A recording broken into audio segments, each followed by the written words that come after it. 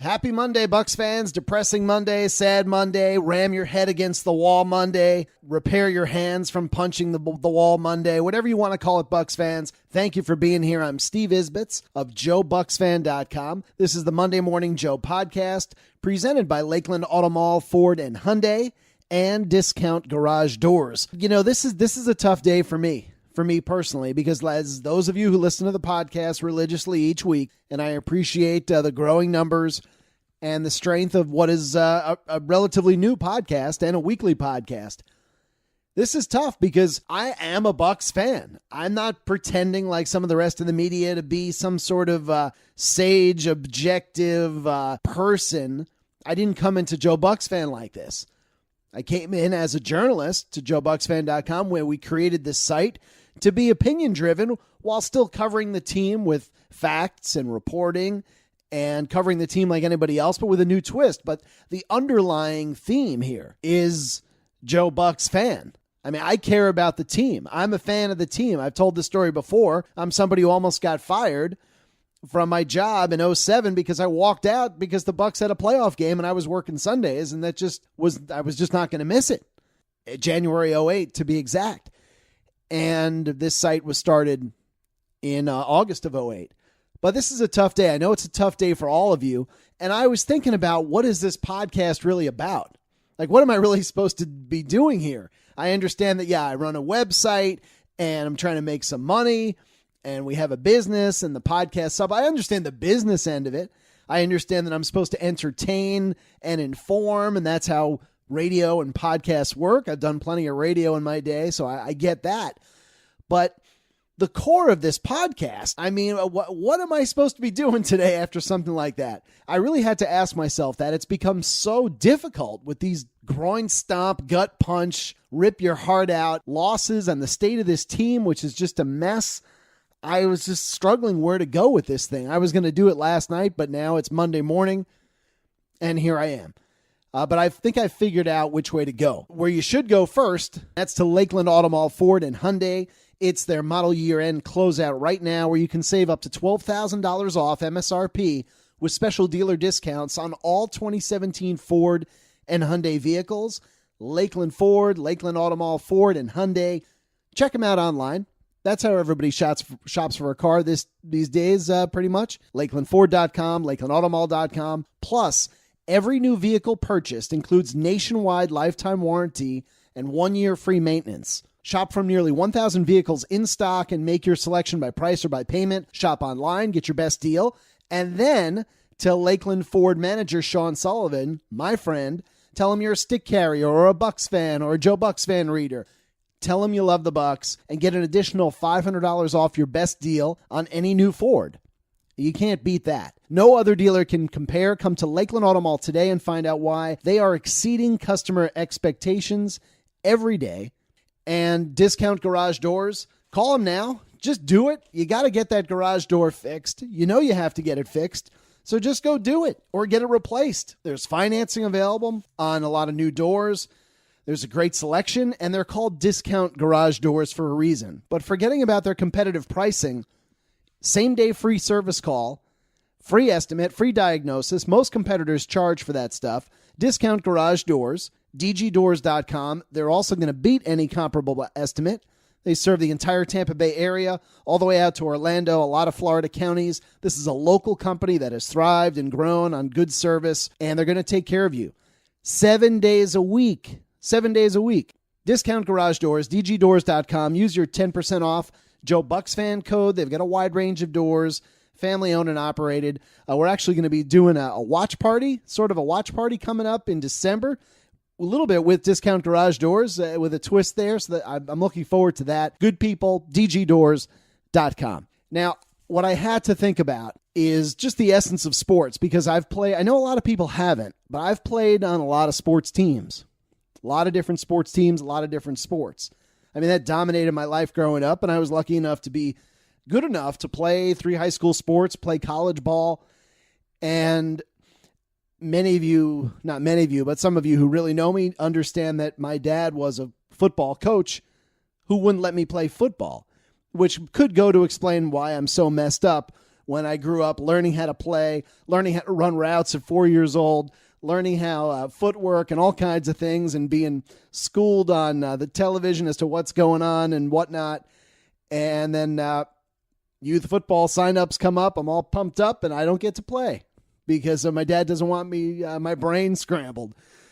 So that the story goes from there. One day I'll tell more of that story. But I played on a lot of sports teams, a lot of sports. And probably the biggest thing I can bring to the table today, the saddest thing in some ways, is that anybody who's done that understands that there are some teams, really there are teams who know how to win and who know how to just have that unspoken ability to finish a game or to come back and finish strong and to just win. That element of winning, the Bucs don't have that. They do not have that. And what's scary, the scariest part about it is they had it last year. They got it. They found it. They started 3-5 and they found it. They found that unspeakable, that unspoken component that makes you a winner. They figured it out. 5 in a row. They figured it out. And I think talent caught up to them. Big stage a little bit in Dallas, but talent caught up to them at the end of last season. And there were some, obviously, the issues in the running game with Doug Martin and the late suspension and whatever. Talent caught up to them, but they figured out how to win. And now they don't know how to win. What is the big problem here? How does Mike Smith go from a superstar, an absolute superstar defensive coordinator in Jacksonville? You look at his record, superstar. Then he goes to Atlanta as head coach. He becomes a CEO-style head coach. He didn't run the defense in Atlanta. Mike Nolan and others did. I'm not saying he didn't have input, but he wasn't, and it was intentional. He wasn't crazy hands-on. Comes here to the Bucs. Things are ugly to start last year, and then they figure it out on defense. They closed last season, averaged 17 points a game against them. Yeah, Dallas carved them up. Maybe that was an omen. And there were some, obviously, the issues in the running game with Doug Martin and the late suspension and whatever. Talent caught up to them, but they figured out how to win. And now they don't know how to win. And that's a tough thing to not have, then get, and then lose, and then get back again. That's very, very hard.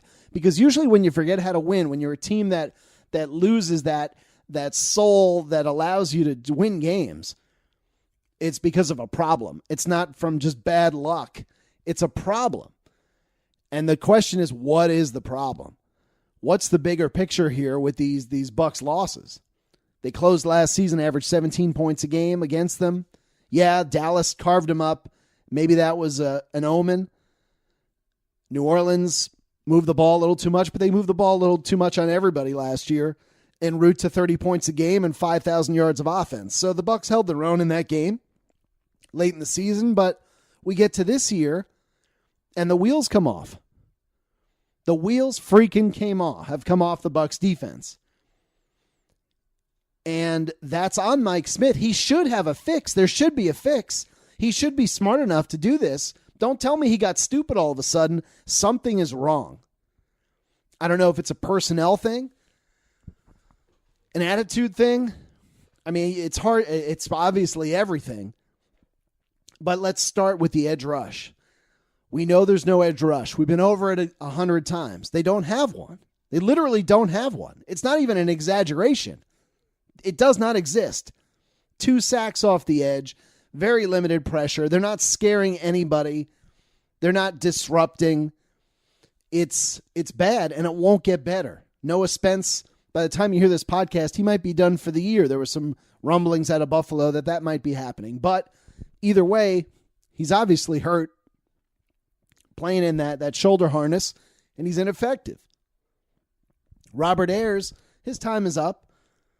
Doesn't mean he's a bad football player, but this is probably his last season with the Buccaneers or anybody paying him significant money. He's just not the player he was last year, and he's 32 years old. That happens, but whatever. We know that. We know that there are problems. What are the biggest problems? Now we hear Chris Baker, Swaggy Baker, speaking up yesterday via Twitter after TJ Ward complained about playing time to the Tampa Bay Times. Now, a lot of people are saying TJ Ward's a crier and he shouldn't be popping off. But you know what? I don't have a problem with a guy who, after a tough loss, is saying, I want to be on the damn field and because I'm a great player and I want to play. I don't have a big problem with that.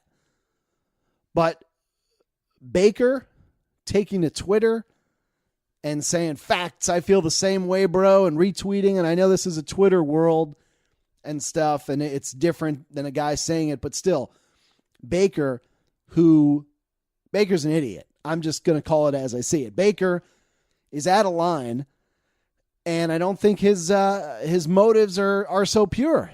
I really don't. Think about it. He came to this Bucs team as a free agent signing, and aside from sort of being out of shape, sort of being banged up, not really interested in OTAs, not really interested in training camp practice. We all saw that play out on Hard Knocks.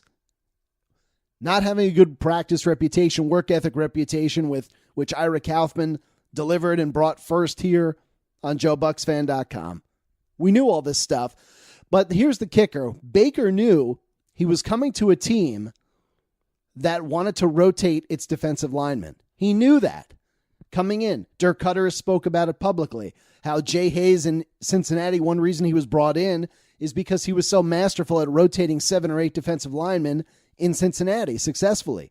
Baker knew he was coming in here and was going to play half the snaps. That was his job, to rotate and be effective. And I think he really liked that aspect of it. I think he liked not necessarily coming in here and having to be the guy where he could extend his career on a team that wanted him to rotate and, just do his thing and be effective. Well, he plays 40% of the snaps yesterday against Buffalo. I think it's 40%. I'm going to look it up. And then he's complaining about snaps and playing time? I mean, you pretty much were told you were going to rotate. You get 40% and you're bitching about it? It's just disingenuous to me. And he's not producing. The Bucs, frankly, could succeed. They could play the same kind of defense without him. They can surely stink up the joint at a historic level without Chris Baker there. And I don't think his attitude is healthy. And I wrote months ago that his heckling, intense heckling and of Nick Folk in training camp, that was very contrary to Jameis, who's the face of the franchise, and the way he treats players and supports his team. So, and I know some people thought that was too strong, but it's all playing out. I don't think Baker's a team guy. If it was me, I would trade him. I don't think you'll get anything for him, or I would cut him. I don't see Baker as a cog on the Super Bowl Buccaneers, so get him out of here. And I say Super Bowl because I think ultimately you have to start thinking about who's going to be around here when we're good. And I don't think Chris Baker is that guy. And no, I don't think the Bucs are good. So I think that's part of the problem. If we're looking for problems of teams and why they can't win or what's some underlying things going on. Levante David last week said on the Buccaneers radio network, he was the featured guy of the week last Monday. And he had a quote that said something like, well, I felt really good. I felt stronger than I thought in my first game back. I felt I really could have done a lot more, but, I had to play within the scheme. And, but I just couldn't do that because I had to do what I was told. Well, I thought at the time that Levante's basically saying he doesn't like the scheme, that he could have done more. Who comes out and says, I could have done a lot more if I was allowed to in the scheme? That's not a guy who's expressing a great buy-in for what the defensive coaches are putting out there. Obviously, TJ Ward has his issues. Levante, which I think was telling, even though he's a team guy, he wasn't doing it to knock anybody. He was just very comfortable chatting and being straightforward. There are some things going on with that defense. And one of the biggest things right now, probably the most telling thing that I could think of coming out of yesterday's game, is Vernon Hargreaves getting benched. And that's really what happened. Don't spin it any other way. They moved him to nickel corner from being a starting outside corner against a team that doesn't pass a whole hell of a lot. that doesn't have a lot of threat at receiver. If you wanted Hargreaves to be more aggressive and to bounce back and be on the field and regain his confidence, if that was the plan, man, Buffalo was the team to let him go out there and start one more time. They don't have these great receivers, even though you might not know it yesterday. That was the team to let him, give him another shot and try to jack up his confidence. Instead, and I'm not knocking the Bucs for benching him, but instead he goes out and plays 53% of the snaps as a nickel corner. And okay, he wasn't awful yesterday. Certainly wasn't great. But where does Hargreaves stand now? And Cutter, after the game, wouldn't even say that Hargreaves would move back outside. He said, well, it depends on the injuries and whatever. And he was very, very much approaching it as if Hargreaves is going to be a nickel cornerback now, and see how that goes. That's damning. Very, very damning. He was the number 11 overall pick last year. Number 11 overall pick. That guy's supposed to be a Pro Bowler. That's a guy who's supposed to be a cornerstone of your franchise, of any franchise, as the number 11 overall pick. And about 50% of those guys at the top third of the draft become busts. And it already looks like Hargreaves is a bust. They're not counting on him to play outside corner. And where's Ryan Smith? This same coaching staff told us that Smith was the number 3 outside corner, the first backup outside guy. They were going to trust him, and he was learning on the go. He got one game in Minnesota, and now he's buried. It's very, very damning on a personnel front. It just looks bad all the way around, to Jason Light, who's picking these players, to Mike Smith, who's obligated to get the most out of these players. And there are some trouble spots, to say the least. I mean, it's scary, as bad as it's free-falling, when the team had it figured out. They're not still in the process of figuring out. In some ways, it's worse. In some ways, if they were still figuring it out, you could at least say, well, they haven't figured it out yet. But they got it last year. They got it. There's no more excuses of communications. There's no more excuses of second year in a first year in a defense. Now it's a second year. You got a veteran defense. The defense is old by NFL standards. It's scary stuff. The Bills' offense, if they score 30 points again this year, I'm going to give something of value away on this podcast if the Bills score 30 points again this year, because it's just not going to happen. They're not good enough. Just not good enough to do that. I think, sadly, the bigger picture of what I'm trying to say is that I don't think the fixes are there defensively, unless Mike Smith is willing to do some radical changes to his philosophy and approach, maybe go in an all-out blitz situation, because the pass rush won't repair itself. I'm sorry, but Robert Ayers and Swaggy are not just going to get younger as this season grinds on and their bodies take more of a beating. Noah Spence injured. Will Golston, the guy, just cannot rush the passer. And I'll tell you what, he has regressed significantly as a pass rusher since he arrived in Tampa. Better against the run. Great run defender. Well, you wouldn't know it this year in the same way, in the realm of the whole Bucs run defense. But as a pass rusher, this guy has declined. Seriously has declined. He's got nothing against the pass. Nothing whatsoever. That's not developing a guy. He's still young. He's got quite a bit of athletic ability. I don't see it coming at all. And the secondary, the cornerbacks have issues that we mentioned. Linebackers, obviously, there's strengths there. But, man, I think you got to gamble a little bit more, Mike Smith, if you want to save your job, if you want to save this defense, make some things happen. I mean, the Bucs offense, the way it's going now, with the gelling, as good as the Bucs defense, as bad as the Bucs defense was last week, yesterday, Sunday, the Bucs offense was very strong in the passing game to spread the ball around like that, spray it around to 5 different targets, and, O.J. Howard, Brait, and the 2 receivers, Evans and Jackson, to spray it around like that. That doesn't happen very often in this league. Each guy caught 5 or more balls. Jameis threw for a ton of yardage against a good defense. The defense has to start taking chances. One thing that I might throw out there, Rex Ryan, I know he's good friends, close with Mike Smith. They're close. I witnessed that firsthand in Jacksonville on the practice field. Close.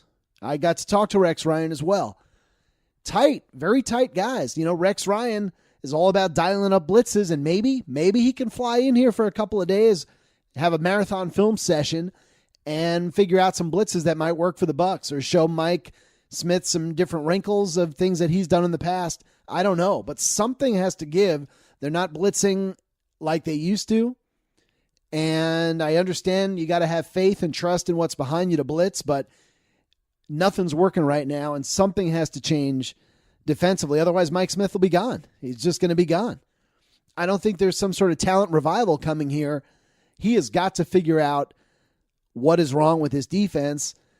And, frankly, they need some more heroic superstar efforts. Levante David, great play yesterday with that strip and recovering his own fumble. He obviously had a great play in Arizona that got lost, but he scored a touchdown on it, but it sort of got lost in the mess of that game. Hopefully Quan just needed one game to get back and will be a better tackler in the next game. It's kind of hard to sit out since opening day and then come in and start tackling effectively. He missed a couple of weeks of training camp with that hamstring. And Derek Brooks and other veterans will tell you that it takes 3, 4, 5 games to get your tackling tight to begin with. And yesterday's tackling was atrocious. Quan would be in that mix of bad tackling. And part of that, though, is his injury and coming back. You got to give him a little bit of a pass. But here's where I stand on the Bucs in total. Okay, in total. I'm the guy who picked him to predict the Bills. I have picked the Bucs to win every game this year. And damn it, I still don't think those were bad picks, in the sense that they were good enough to win all of these games. But now we know, and this is what I started the podcast with, we know that they don't have that winning edge anymore. It's no longer winning head coach Dirk Cutter, as we write on JoeBucksFan.com. It's formerly winning head coach Dirk Cutter. They're 11-11 under Cutter. They've lost it. And I can't pick the Bucs again until they figure it out. That said, 2 more games to go. The next 2 games lay out perfectly for the Bucs. They don't have to wait. They don't have to think about whether they can compete. They don't have to wonder where their season stands. I'll say this here. If the Bucs don't win the next 2 games, home for Carolina and at New Orleans, the season is over. Put your mind on the draft and what's next while you play your games and play to win. That's really where it's at for me, from my experience, from my watching this team. Because if you go 4-4 and win your next 2 games, you beat a reeling Carolina team and you find a way to go up to New Orleans, where the Bucs haven't won since Jaquez Smith burst onto the national stage in 2015, week 2, after the Bucs were blown out by the Titans. Jack Smith goes up there, has a few sacks, and the Bucs beat up Drew Brees, and all of a sudden they're 1-1, and they recovered from the Tennessee-ready beatdown. They couldn't do it last year, and New Orleans has been a tough place for them to play. But if you win the next 2, you're 4-4, you're perfect in the division, you're probably in second place given the way Atlanta is, because they're 3-3 right now, so that puts you at 4-4. They'll probably be at 4-4. Carolina in the basement because you beat them. You're in a good spot. You're in a good spot to win your division. You actually would probably have destiny in your own hands if you win the next 2 games. That's the reality. You go 3-5, you're in the basement. You've got a monumental task. At best, you could hope at that point, at best, if you split the next 2 games, you at hope to beat the Jets at home. That brings you to 4-5 in this scenario. And then you have 3 in a row on the road. And maybe you pull off 2 out of 3 on the road. You're 6-6. Then you have to win out, go 10-6 with a tough schedule, and then hope you get some help from other teams. And there's no reason to think that you're going to win out. So you got to win right now.